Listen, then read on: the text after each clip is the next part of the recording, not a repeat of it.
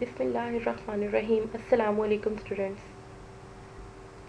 Class جوہارم اسلامیات، lecture number ہمارا 16 ہے۔ آج ہم پیج نمبر 30 پہ اسے ڈسکس کریں گے۔ سبق نمبر 9 ہم نے سٹارٹ کیا تھا ہجرت حبشہ۔ ہم نے اس چیپٹر کے اندر ہجرت کا مطلب دیکھا، حبشہ کے بارے میں دیکھا کہ حبشہ کیا چیز ہے، وہ کیا جگہ ہے، یہ دیکھا کہ وہاں کا بادشاہ کون تھا، اور ہجرت حبشہ کے مقاصد کو دیکھا کہ ہجرت حبشہ کیوں کی گئی تھی، مسلمان حبشہ کی طرف کیوں گئے تھے۔ اس کا حکم ہم نے دیکھا کہ اللہ تعالیٰ نے اس کا حکم دیا تھا، سورۃ کہف جو ہے وہ نازل ہوئی تھی، اور اس کے اندر اللہ تعالیٰ نے ہجرت کرنے کا حکم دیا تھا مسلمانوں کو، کیونکہ مکہ کے جو لوگ ہیں انہوں نے اسلام کی تبلیغ کو بہت زیادہ مشکل کر دیا تھا، اس لیے اللہ تعالیٰ نے ہجرت کا حکم دیا تھا۔ تو حضور صلی اللہ علیہ وآلہ وسلم نے حبشہ کی طرف ہجرت کرنے کی بات کی تھی، کیونکہ حبشہ کے اندر جو حکمران اس وقت حکومت کر رہا تھا نجاشی، وہاں کے حکمران کو نجاشی کہا جاتا تھا، اس کا نام نہیں تھا نجاشی۔ نجاشی جو ہے وہ بہت اس ٹائم پہ جو اس وقت حکمران تھا وہ بہت زیادہ رحم دل حکمران تھا، رحم کرنے والا تھا، اور عادل حکمران تھا، عدل کرنے والا یعنی کہ انصاف کرنے والا حکمران اس وقت وہاں پہ تھا۔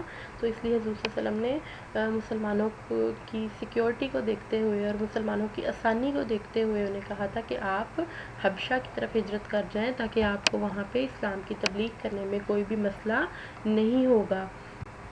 ہمارے کچھ دو سوال جو ہیں وہ پچھلے چیپٹر کے اندر سے ابھی باقی ہیں، پہلے ہم ان کو پورا کر لیتے ہیں، اس کے بعد ہم اس چیپٹر کی مشق کو اپنی کو دیکھیں گے۔ اس کے اندر ہمارے جو بھی ہمارے ٹرو فالس ہوں گے یا جو بھی ہماری خالی جگہ ہوگی، ہمارے جو بھی درست جواب ہوں گے وہ ہم بعد میں دیکھیں گے۔ پہلے ہم اپنے سوال دیکھ لیتے ہیں۔ تو سوال نمبر 4 ہے ہمارے پاس، نجاشی کے سوالات کے جواب میں حضرت جعفر تیار رضی اللہ تعالیٰ عنہ نے کیا کہا؟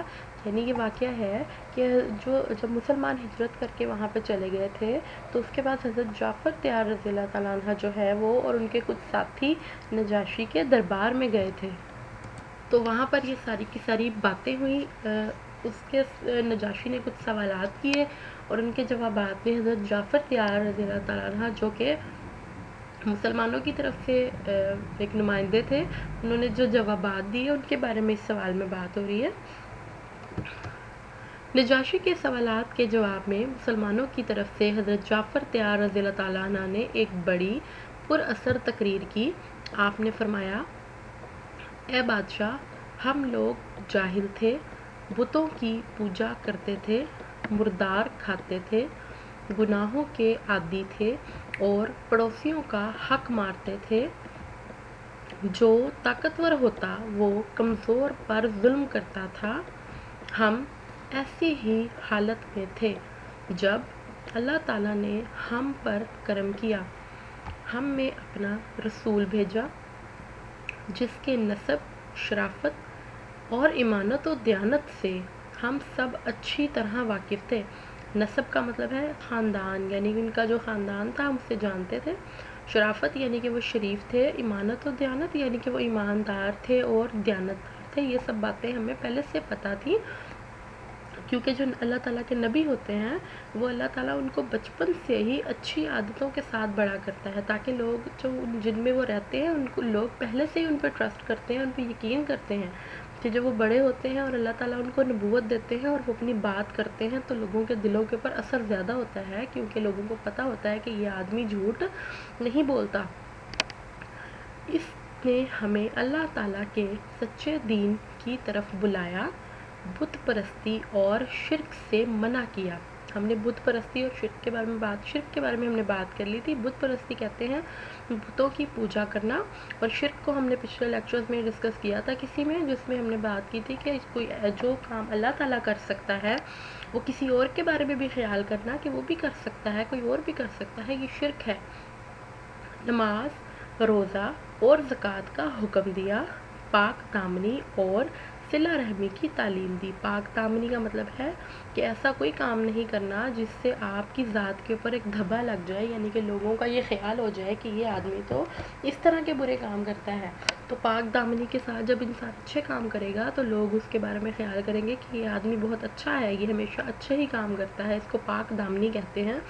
اور صلہ رحمی کا مطلب ہوتا ہے کہ آپ اچھے طریقے سے پیش آئیں سب کے ساتھ، اپنے خاندان والوں کے ساتھ بھی، اپنے رشتہ داروں کے ساتھ، اپنے دوستوں کے ساتھ، اپنے ارد گرد کے لوگوں کے ساتھ، چاہے آپ ان کو نہیں بھی جانتے تو اگر آپ اچھے طریقے سے پیش آئیں گے، ان سے مل جل کے رہیں گے تو یہ صلہ رحمی کہلاتا ہے۔ صلہ رحمی کی تعلیم دی، ہم اس نبی پر ایمان لے آئے، شرک اور بت پرستی چھوڑ دی، اسی وجہ سے ہماری قوم ہماری دشمن ہو گئی ہے۔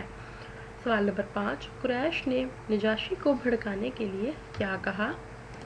اب جب قریش کو پتہ چلا کہ مسلمان تو ہجرت کر کے حبشہ چلے گئے ہیں اور وہ وہاں کے بادشاہ سے بھی ملے ہیں، تو انہوں نے کیا کیا کہ اپنی طرف سے چال چلی تاکہ ہم بادشاہ کو بھڑکا دیں مسلمانوں کے خلاف اور یہ اپنے ملک سے ان کو نکال دیں۔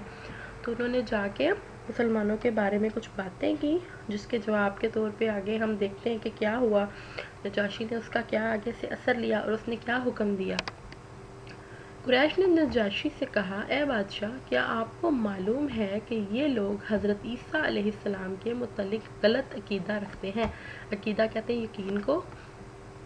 اس پر مسلمانوں کو دوبارہ دربار میں بلایا گیا تو جعفر تیار رضی اللہ تعالیٰ عنہ نے نہایت اعتماد سے جواب دیا کہ حضرت عیسیٰ علیہ السلام اللہ کے بندے اور اس کے پیغمبر اور روح اللہ ہیں۔